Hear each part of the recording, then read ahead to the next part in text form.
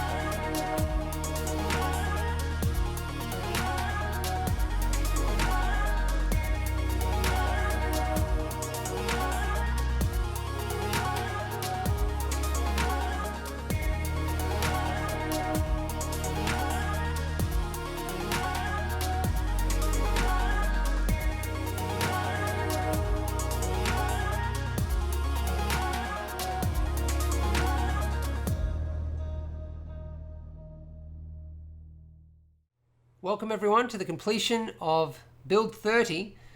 So finally you start to get to see what the Singularity Beast would actually look like, or Beast 2 if I built it now, the modern version. And overall I think what you're going to realize is the direction that we are heading in, and I think things are heading in overall, is just more integrated. Like the case mods that we've done for improved or different integration of the water cooling loops, to shorten the tube lengths, to clean up the loops to make them more symmetrical. And obviously there's the updates to all of the components, but I think overall just cleaner.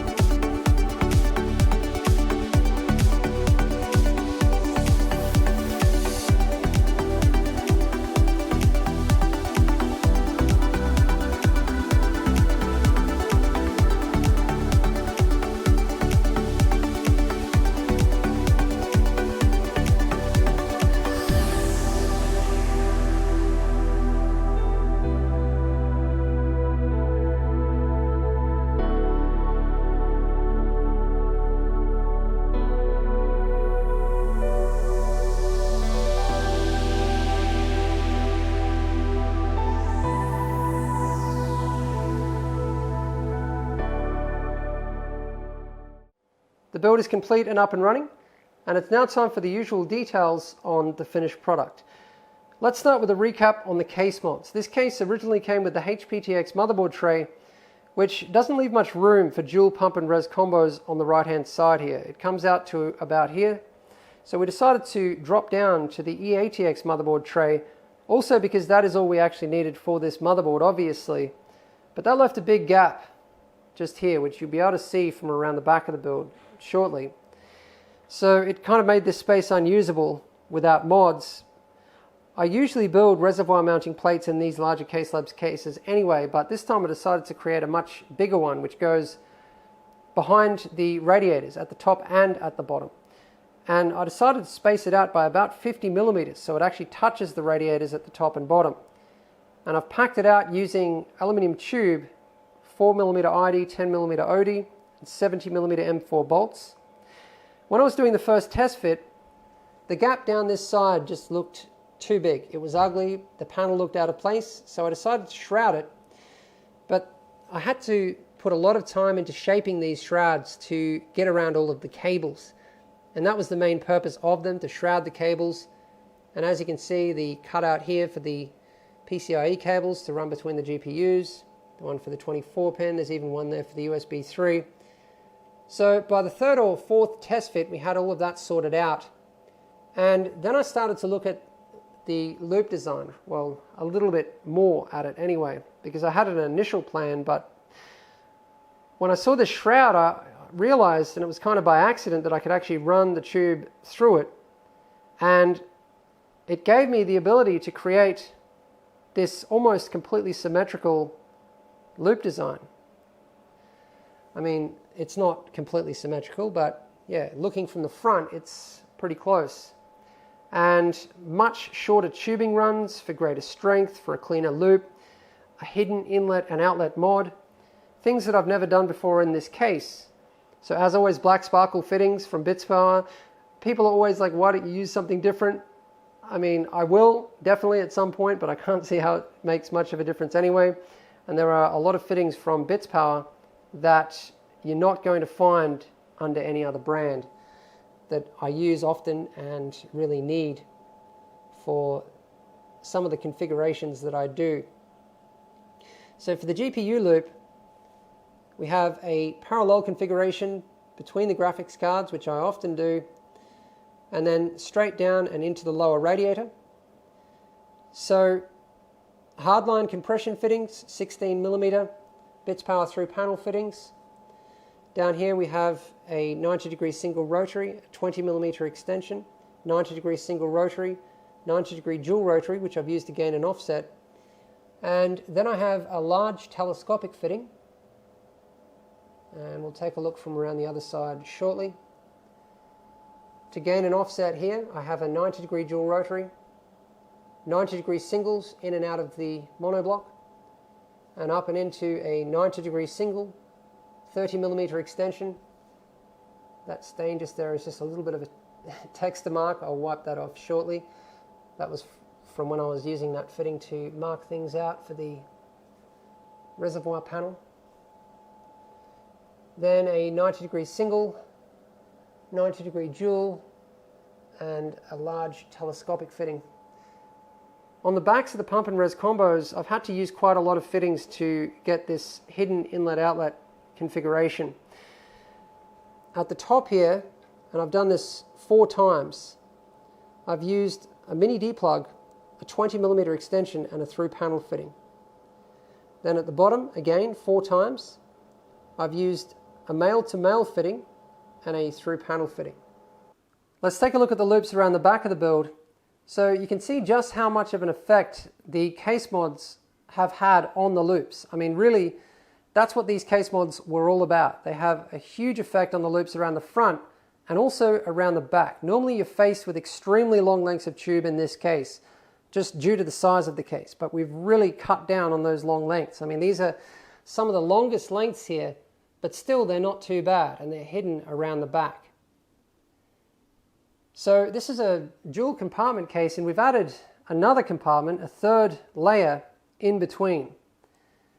And there is actually a hidden length of tube in there, as you can see, which was very difficult to install. But anyway, let's start with the GPU loop. So coming out of the bottom of the GPUs, the telescopic fitting goes right into a 90-degree single rotary, 30mm extension, 90-degree single. And this is one of the longest lengths of tube with a couple of bends in it. And actually the way I've done this length is so that if you push down on there, it's touching here and it's touching there, so it's not going to go anywhere. I like to design my loops to be as strong as possible, short lengths of tube, short runs. I mean, the shorter your loop is overall, the higher the performance is going to be. We have a T-fitting to gain a position for the temp sensor. Normally we have plenty of extra positions on our pump tops, but they were all in full view around the other side of the build, so I needed to use T-fittings this time. And that goes right into the through panel fitting and into the pump top. So then coming back out, which is the outlet, we have a 90-degree single, 90-degree dual, and that one has a slight offset and goes around and into another T-fitting, which then has a mini D-plug and the bits power mini valve for the drainage system. So that works out really nicely there because it's not completely at the lowest point, but it is very, very low in the loop. So for the CPU loop, now I had to do something interesting here. There's actually another T-fitting there which fits exactly in between the two panels like that, and then the T sticks up that way. And so that gave us the drainage system, which is done with another through panel fitting just there, and a bits power mini valve. And then we come straight up from there where you can't even see. I had to do this blind, just wrapping my hands around the other side there. It was quite difficult. And that goes into a 90-degree dual rotary to gain an offset again, which I had to do to get underneath all of these. So the fill ports, we have one spare there, which I could have used for a temp sensor, but not really, because the coolant is stagnant up there, particularly for the GPU loop, because we're using the inlet and outlet on the pump top instead of going back into the top of the res. So that's just an extension fitting with a 90-degree dual rotary for the fill port. Same thing for the CPU loop. And so that's a couple of holes there that I actually had to extend. So yeah, there are a few other mods that have been done here. So that hole was extended, that one was expanded a little bit as well. And yeah, I had to create that hole there. So we then have a 30mm extension, 90-degree single, 20mm extension, 90-degree single, and one of the longest length of tube with a single bend, 90-degree single, 25mm extension. And then we have another 90-degree single, 90-degree dual, and into the telescopic fitting. Let's take a look at the cables around the back of the build. The cables for the core components have a fairly standard routing that I've certainly done before. So the 4-pin ATX and 8-pin EPS, the 24-pin. It always bugs me in these dual compartment cases how a lot of the cables are just sitting in midair. I like to tie them back to something, run them flat whenever I can, but it's just the way these cases are designed. And I mean, they're fairly solid because they're all custom, so they sit there really nicely. The PCIe cables are a little bit non-standard due to the case mods. So normally in this case, I wouldn't run them between the GPUs like that. I'd run them out and around or vertically, but that works out really nicely. You can see they're a nice clean bundle there. With this other case mod that I've done for the SSDs and the hard drive, this is something that I do a lot in Caselabs cases because you have this cover on the back of the motherboard tray, which is just perfect for this. It brings all of the cables out at the same point, really close to the power supply and the motherboard, so the data cables just wrap straight around and go into the motherboard. And the power cables, all very close, so that always works out really nicely. And then we also have the FARB work back there behind the power supply, which you can just see the bottom of there, and that's just running the two LED strips in RGB. You can see the power cable there for the FARB work. So, my God, what happened to the AX1200? No doubt you're probably wondering. Well, it turns out that one of them was faulty, and we told the customer and he said, just take it out. I mean, obviously it's not necessary anyway. We're only going to use it for the sake of nostalgia. So the customer actually has the cover panel for that. And while I'm on the subject of panels, you can see the side panels over there. That is not the XL side panel window, which I do strongly recommend. So this is one of the recommendations I'm making for the customer, to get an XL window for around the other side so that you can see the motherboard area, the dual pump and res combos. So we have a big bundle down the bottom here for all of the radiator fans. They're all run in the same way that I always run them. The pumps, nice hiding spot back here. I mean, with this extra layer here, a lot of space to hide things. We have this splitter here from Molex, which is running the front 3 fans. And I'm actually running them 5 volt to run them a bit slower, because these are the 1850 RPM EK Vada fans. I prefer nothing above 1200 normally, but because we have an Aquero in this build, I thought I'd give the customer a bit more headroom, and then we can tone them down with the Aquero control. So front panel power and reset button there. The big bundle going all the way up to the top for the Aquero 6 XT, and the pump RPM sensor cables. And yeah, that's about it for the cables back here.